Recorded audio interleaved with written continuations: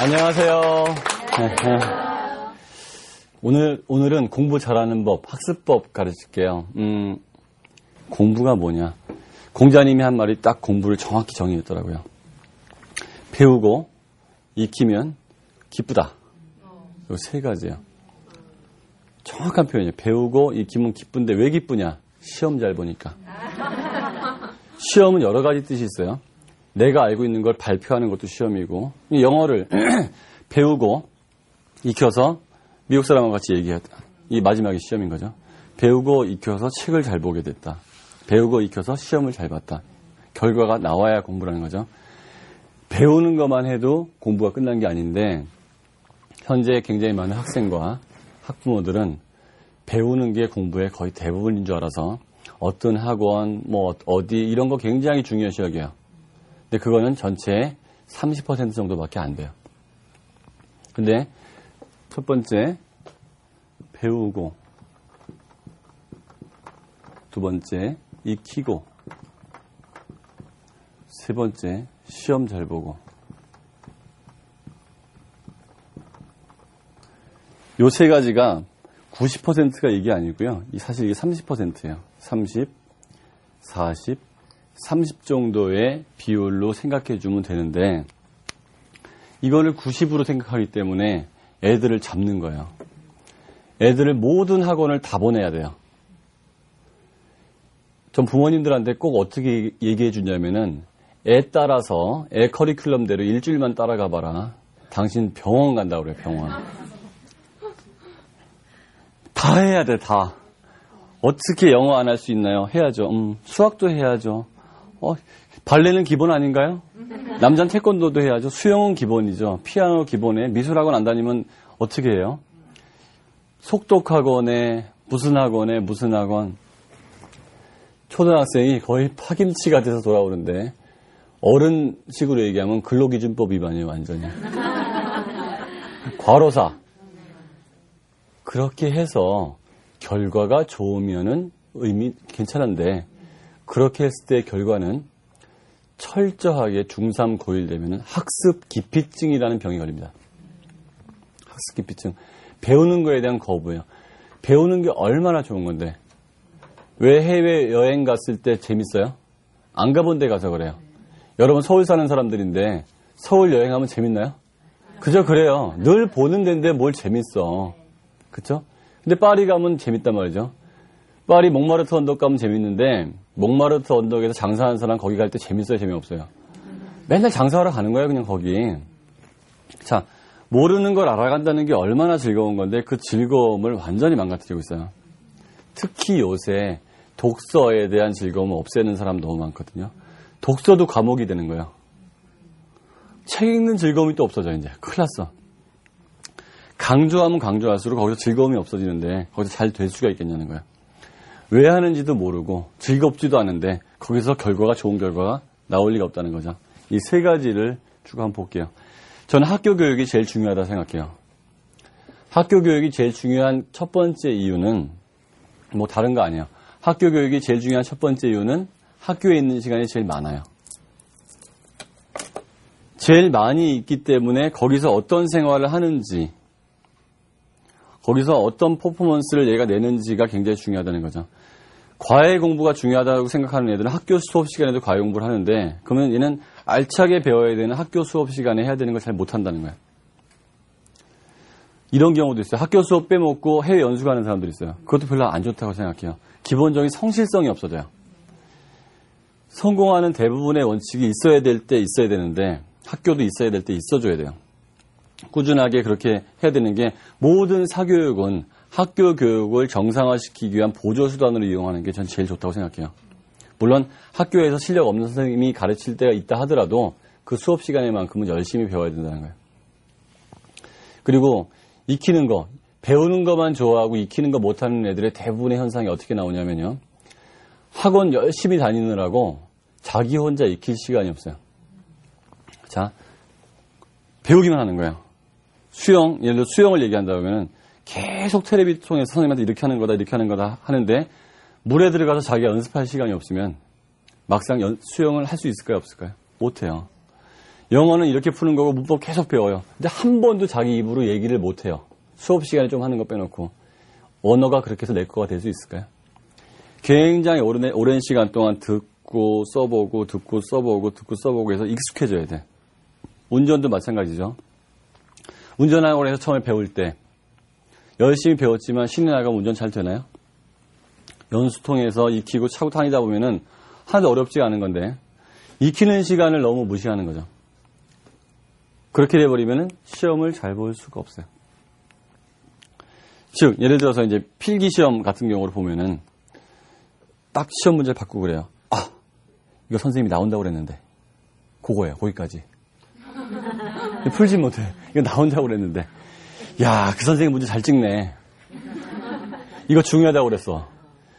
아유, 이거 나올 줄 알았어. 이거 저번에 풀어줬는데. 익히지 않아서 내게 안 됐기 때문에 눈에는 보이는데 내 거가 안 되는 거예요. 그렇죠? 익히는 게 제일 중요하다. 공부를 안에서 못하는 애들은 그 동기부여가 되면 공부를 해요. 근데 제일 불쌍한 애들이 공부를 열심히 하는 애도 못하는 애들. 그런 애 있어요, 없어요? 진짜 많아요. 90% 정도는 해야겠다는 마음은 들었는데도 공부를 못해요. 그런 애들의 대부분의 특성이 전략적이지 않게 공부한다. 즉 공부하는 방법을 모른다는 거죠. 그런 애들이 대체로 어떤 식으로 하냐면 책을 통째로 다 외우려고 그래요. 사람의 머리가 한계가 있는데 어떻게 책을 다 외우냐고. 막 씁니다, 이렇게. 처음부터 끝까지 다 써요. 아니, 이만큼을 이거 어떻게 다 쓰냐고, 이거를. 책 이렇게 두꺼운 걸 어떻게 다 써요, 이거를. 한 번 쓰는데 몇 개월이 걸리지도 그걸 다 쓰고 있어. 도대체 뭐가 중요하고 뭐가 안 중요하고 뭔 대충 넘어가야 될지 판단이 안 서는 거예요. 왜? 그런 훈련을 받은 적이 없기 때문에. 외워야 될 건 확실히 외워야 돼요. 이해할 건 확실히 이해해야 되는데 어떤 건 대충 넘어갈 건 넘어가줘야 돼요. 근데 다 웬만큼만 공부를 하는 거죠. 그럼 어떤 걸 외워야 되느냐? 중요한 거는 이미 수업 시간에 다 얘기해줘요. 시험 문제에 그동안 많이 나오는 게 중요한 거예요. 그런 거는 확실하게 알고 넘어가야 돼요. 그렇죠? 어떤 건 이해만 해야 되고 어떤 거는 전혀 안 외워도 되는데 그걸 다 외우려고 하다 보니까 다 외우지도 못할 망정, 못할 뿐더러 중요한 거를 외우는 건 더더욱이 소홀해진다는 거죠. 그러니까 확실히 저는 외워야 된다고 생각해요. 반복을 많이 해서 외울 거는. 자, 그리고 그런 애들이 대부분의 갖는 특성은 항상 1페이지부터 공부를 합니다. 모든 그 교과는 1페이지부터 보는 게 맞아요. 처음 공부할 때는. 근데 두 번째, 세 번째 복습할 때부터 1페이지부터 보는 애들이 있어요. 거의 대부분, 여러분도 그러셨죠, 그렇죠? 그러니까 공부를 못하는 이유인데, 예를 들면 이제 저는 이제 학력고사 세대예요. 제가 이제 41살인데 65년생이거든요. 그러니까 대학은 이제 84학번인데 저희 때는 이제 종합영어라는 걸 많이 봤어요. 고등학생들이. 1장이 명사예요. 항상 영어 공부 시작하면 종합영어를 명사부터 펴요. 집합명사, 고유명사, 대표명사 쭉 넘어요. The pen is mightier than the sword. 그렇죠? 무는 무보다 강하다.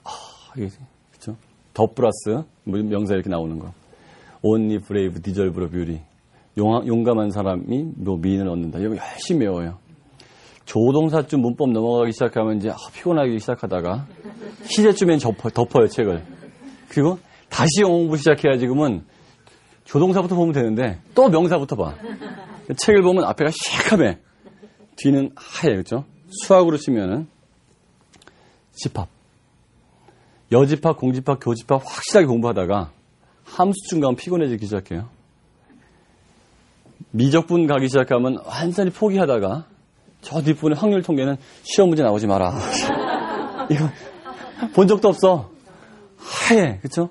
아무도 시키지 않았는데 내가 만든 내 법칙대로 그냥 앞에서부터 공부하는 거예요. 그리고 또 수학 공부해야지 하면 또 집합부터. 거긴 너무 많이 봐서 많이 알아요. 근데 시험은 미적분에서 훨씬 더 많이 나와. 그 다음에 변별력은 확률 통계에서 많이 생긴다는 거죠. 근데도 시키지도 않았는데 그냥 계속 전략 없이 공부하는 거예요. 많이 나오는 부분이나 안 나오는 부분이나. 또 국사 같은 거 공부하면은 연천 전곡리, 운산 두루봉동굴, 제주 빌레못동굴, 세석기, 간석기, 뭐 횡열시 석실고분 그래가지고 고대 유물 연락이 외워요. 막 그거 오늘 한 번도 시험 문제 안 나오는 걸 연락이요. 그러다가 무신난증 가면 피곤해지기 시작하다가 임진왜란 가면 전부 조청 맞고 다 죽는 거예요. 그렇죠? 영종절시대는 가본 적도 없고 갑신전병 갑오경장 거기서 시험 문제 무진장 많이 나오는데 동학난 그거는 몰라. 왜? 앞에서부터 보니까. 아무도 그렇게 안 시켰거든요. 내가 좋아하는 것만 공부하는 애들이 있어요, 또. 공부 너무 좋아서 탐구욕 너무 많은 애들이 있거든요. 정말 균등하게 전략적으로 시험 잘 볼 수 있게 공부를 해야 되는데 나는 이 부분이 너무 좋아. 그건 박사과정 때 하는 거예요, 그건. 박사과정 때 전공 하나 잡아서 거기 깊숙이 파고 내려가야 되는데 우리가 초등학교, 중학교, 고등학교 때까지 배우는 교육은 교양을 쌓는 교육이기 때문에 폭넓게 알아야 돼요. 어느 한 과목을 아주 잘하는 것보다는 폭넓게 잘 알아서 민주시민으로서의 자질을 쌓고 전공은 대학 가서 갖는 거죠. 근데 초등학교, 중학교 때부터 특기생이 아닌 다음에 예를 들어서 뭐 음악 특기나 미술 특기 아니 운동 특기생이 아닌 다음에는 골고루 다 배울 필요가 있다는 거죠. 그게 전인 교육이에요. 그러니까 어떤 사람이 그렇게 얘기했다고 그래요. 수학 교육의 문제점에 대해서 얘기하면서 어느 소설가가 그렇게 얘기했어요. 참 전 무식한 소설가라고 생각하는데 나 나이 먹은 다음에 단 한 번도 미적분에 대해서 공부한 적이 없다. 그렇죠? 근데 고등학교 때 미적분 때문에 눈물을 흘린 걸 생각하면은 한탄스럽다 이렇게 얘기하는 어떤 소설가가 있었어요. 정말 무식한 소설가예요. 그러니까 다빈치 코드 같은 소설을 못 쓰는 거예요, 그런 사람은. 아주 치밀하고, 그렇죠? 미국 소설들 한번 봐봐요. 굉장히 치밀하고, 그렇죠? 움베르토 푸코 같은 사람이 쓴 소설 봐봐요. 그거는 어마어마하게 치밀하잖아요. 딱딱 조각을 맞추는 것처럼. 수학을 못하는 사람이 그렇게 풀 수가 없어요. 이문열 씨 같은 사람의 소설 봐봐요. 얼마나 치밀해요. 마치 수학 공식을 풀어나가는 문제 한 문제를 풀어나가는 그런 느낌을 갖는 소설들이 정말 명작이라고 그러잖아요. 쉽게 얘기하면 그 코난 도일 같은 사람 정말 소설 잘 쓰거든요. 근데 물론 뭐 동네에 있는 좀 아기자기한 얘기 쓸 때는 미적분이 필요 없겠지만 미적분을 이해 못하면 경제를 이해 못해요. 경제를 이해 못하는데 사람이 살아가는 돈하고 관련된 걸 이해 못하는데 어떻게 사람의 마음을 움직이는 소설이 나오겠냐는 거죠. 시인도 마찬가지예요. 그러니까 수학이라는 게 굉장히 중요한 거고 수학을 그대로 인용한 게 법학이에요.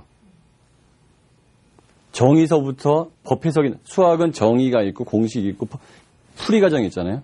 법도 조문과 그거에 대한 철학, 정의가 있고 그거에 대한 법 해석이 있는 거예요. 수학하고 실제로 법학은 거의 비슷해요. 경제학도 마찬가지고.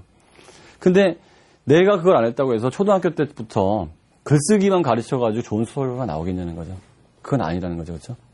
그래서 이런 시험 잘 보는 법까지 쭉 연결이 돼야 되는데 제가 이제 애들을 컨설팅 하면은 문제점이 금방 나와요. 이제 여러분 애들도 마찬가지고 여러분도 마찬가지겠지만 공부를 열심히 한다라고 생각하는 사람들의 대부분의 인디케이터, 좀 기준이 어디에 있냐면은 첫 번째가 공부 시간.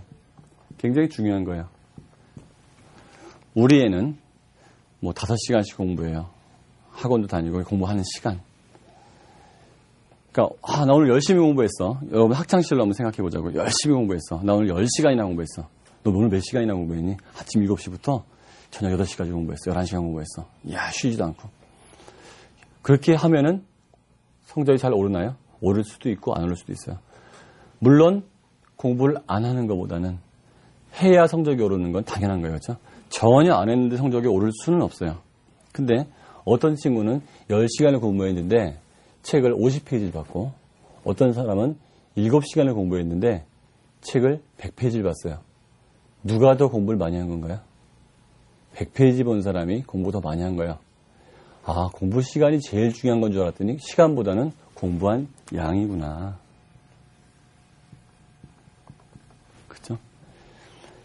100페이지를 둘이 똑같이 공부를 했는데 어떤 친구는 15개를 기억하고 있고요.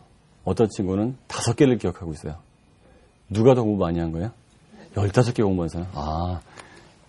진도만 나가는 게 중요한 게 아니고 세 번째는 기억하고 있는 게 굉장히 중요하구나. 그쵸? 어떤 친구 둘 다 지금 15개를 기억하고 있는데 시험 때가 됐더니 어떤 친구는 15개 기억하는 것 중에서 13개를 기억하고 있고 시험 때가 됐더니 어떤 사람은 15개 기억한 것 중에서 5개밖에 기억을 못하고 있더라. 누가 더 공부 많이 한 거예요? 시험 때까지 가져간 사람. 이거를 시험 때까지 가져가야 된다. 시험은 여러 가지 뜻이죠. 발표하는 것도 시험이고 자기 표현하는 건 다 시험이에요. 그러니까 공부라는 게 퍼시브, 그러니까 인식하면 처음에 어디에 들어가 있냐면 단기 기억 장치에 들어가 있어요. 그걸 여러 번 반복하면은 장기 기억 장치로 가요. 하드디스크로 들어간다는 뜻이에요. 하드디스크로 들어간 거를 꺼집어내는 게 공부의 완성이에요. 그러니까 배우고 단기 기억, 익히고 장기 기억, 꺼집어내는 것. 그렇죠? 하드디스크에 들어간 거는 언젠간 꺼집어낼 수가 있어요. 근데 복잡하게 들어가 있으면 잘 안 나온다는 거죠. 그래서 텅토 이펙트라고 설단 현상. 여기서 생각이 날 듯 말 듯 하면서 안 나는 경우도 있어요. 다음 날은 또 생각이 나기도 해요. 그것처럼 들어간 거는 어딘가에 저장되어 있는데 잘 못 꺼집어내면 아는데 틀렸다. 그 답안지 내자마자 그거였는데 생각이 나기도 해요.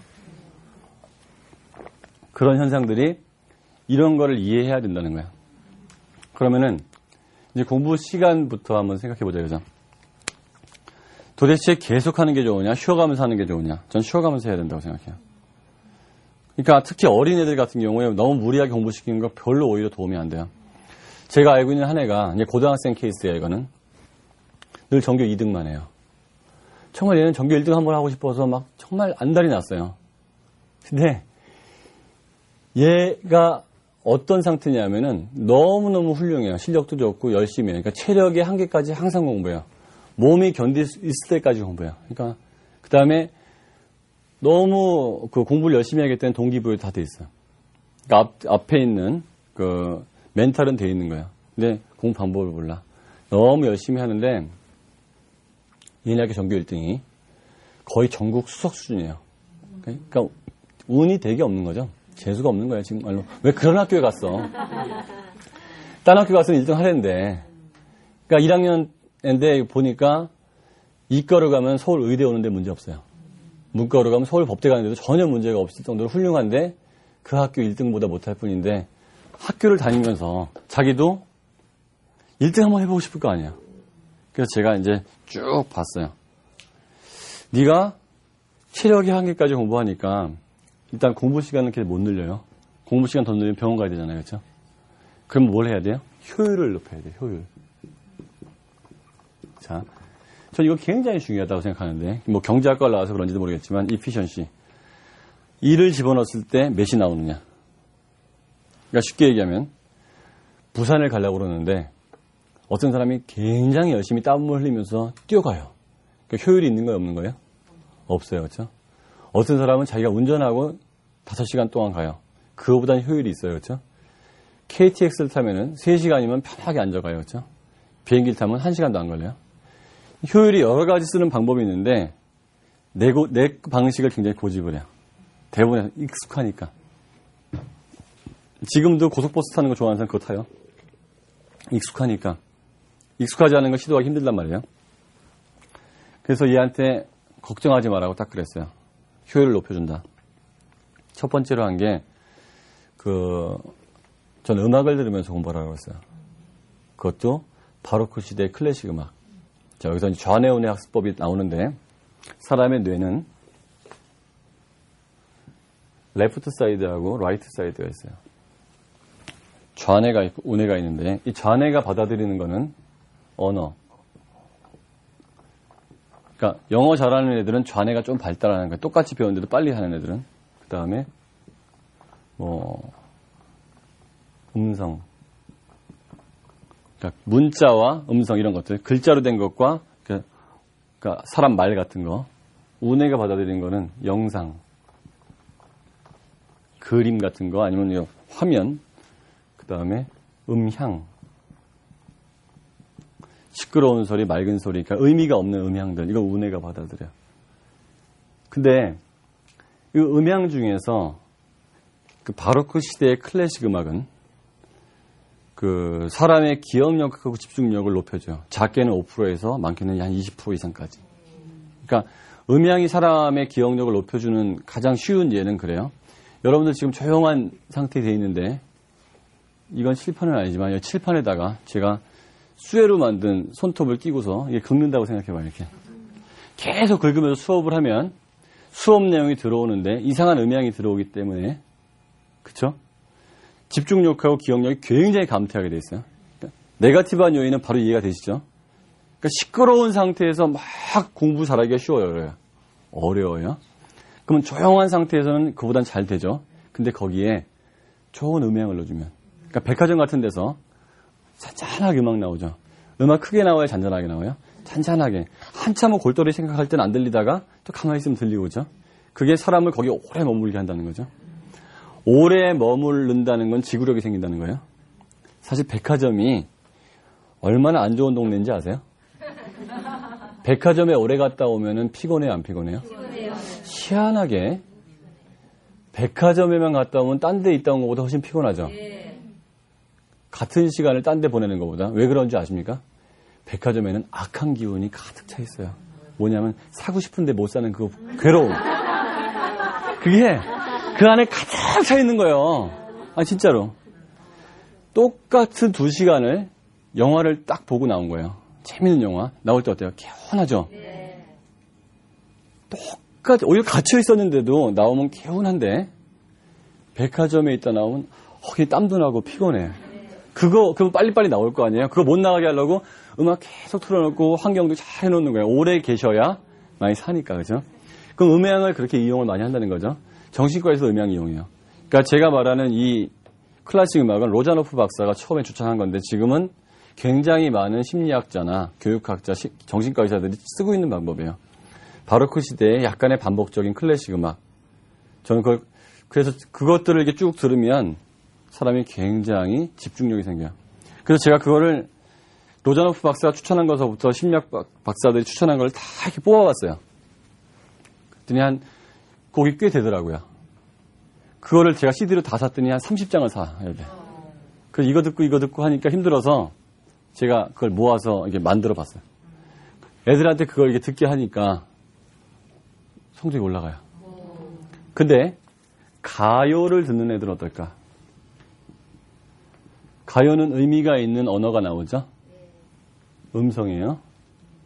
근데 책은 문자로 배우고 있어요. 둘 다 좌뇌죠. 요 충돌이 막 일어나요. 가사가 들릴 땐 책의 내용이 안 보이고 책의 내용이 보일 땐 가사가 안 들렸다가 막 이렇게 부딪혀요. 효율이 엄청나게 떨어져요. 근데 클래식 음악은 음향이기 때문에 우뇌가 막 발전하면서 좌뇌가 긍정적으로 영향을 줘요. 근데 이 볼륨을 높이면 안 돼요. 저는 그래서 가정에서 약간은 잔잔한 음악으로 계속 틀어놓으라고 그래요. 배경음악으로. 우리 집 배경음악. 클래식 음악으로. 이해되시죠? 그렇죠? 이해 가르쳐줬더니 할래 그랬더니 네 그러더라고요. 얘는 지금 할 준비가 돼 있으니까. 두 번째는 너의 집중력을 높여주니까 그 다음에는 너 효율을 또 높여주겠다. 그때 제가 늘 강조하는 게 5분 학습법이에요. 쉬는 시간이 몇 분이에요? 10분. 아니에요. 고등학교는 15분이에요. 왜냐하면은 선생님이 교무실에서 올라오는 시간이 있거든. 아무리 성실한 선생님도 문 앞에 있다 싹 들어오지 않아요. 그렇죠? 그러니까 5분 정도를 뭔가를 하는데 대부분의 열심히 공부하는 학생들이 5분 동안에 단어를 외운다든지 아니면 그런 공부를 해요. 저는 그렇게 하지 말고 직전에 들은 수업 내용을 5분 동안 다시 한번 리뷰해보라 이거예요. 수업을 한 50분 동안 하면 지식이 계속 들어오게 돼 있어요. 근데 5분을 리뷰할 마음으로 수업을 들으면 집중하게 돼 있어요.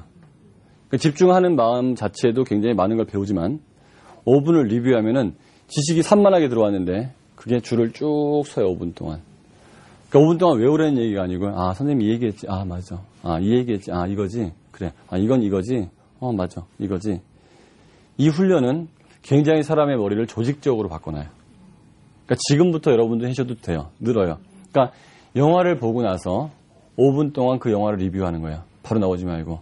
그러면은 그 영화 어땠어? 이렇게 얘기하면은 좋았어, 슬펐어, 괴로웠어, 무서웠어가 아니고 그 영화에는 이런 주제가 있었던 것 같아.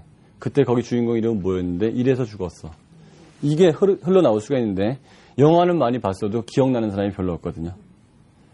그거는 머리가 조직적으로 안 돼 있어서 그래요. 근데 이 머리가 조직적으로만 되어 있으면 논술, 구술 엄청나게 잘할 수 있어요. 훈련받으면 누구나 늘 수 있는데 전 5분 학습법 얘기하는데 이렇게 5분을 공부하면 실제로 다음 주에 기억나는 게 5배가 기억이 나요. 5분을 더 봤을 때하고 안 봤을 때하고. 자, 그러면 고등학생들은 하루에 8교시 공부하거든요. 8교시면은 5, 8이 40분을 남들보다 더 공부한 거예요. 그것도 남들보다 많이 더 공부한 건데 5배가 더 기억이 나. 그러면은 시간으로는 40분 더 했지만 공부 양과 기억까지 넘어가면은 5배 효율이 생겼죠. 그렇죠? 그러면은 하루에 5, 4, 20, 200분 더 공부한 효과가 난다는 거죠. 5분 학습법 때문에. 일주일이면은 6일이면 1200분이에요.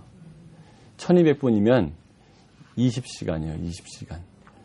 일반적인 고등학생이 학교 다니고 학원 다니면서 하루에 자기가 공부할 수 있는 시간이 4시간 없어요. 그러니까 20시간이면 5일치 공부 분량이 생겨버렸어요. 자, 봐요.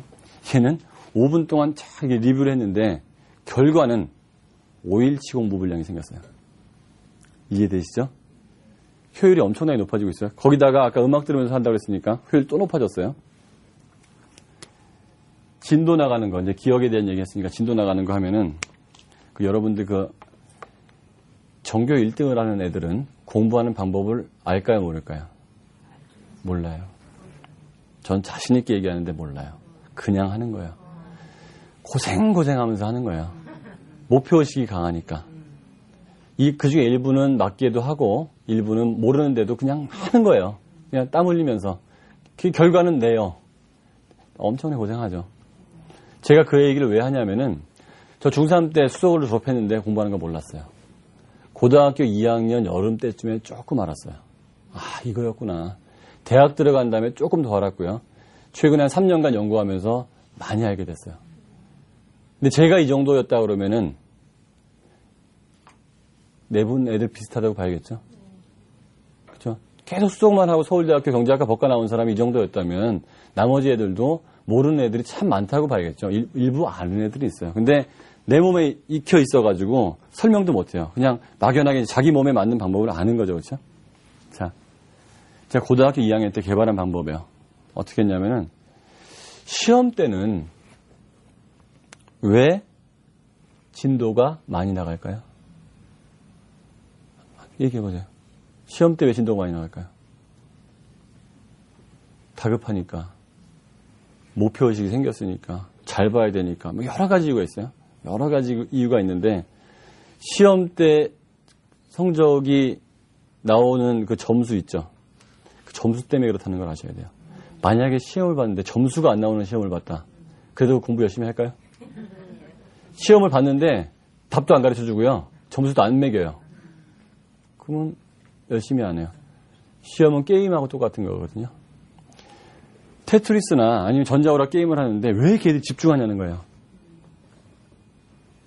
도대체 어떤 의미가 있냐는 거죠. 내 레벨치 올라가는 게, 내 지금 그 게임을 한 판을 스테이지를 없애는 게 어떤 의미가 나한테 있을까, 삶에. 아무 의미 없어요. 한 가지 의미가 점수가 나와요. 그 레벨을 끝냈다는 게 나와요.